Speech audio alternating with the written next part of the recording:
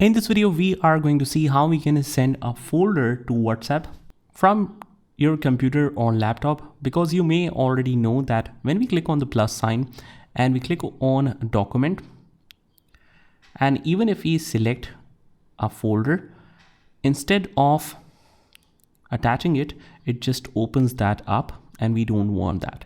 We want to send a complete folder. Here's how you can easily do it.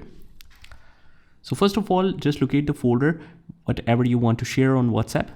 In this case, I have saved it on my desktop.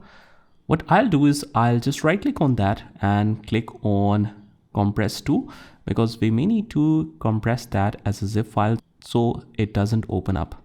So click on zip file, and now a zip version is created.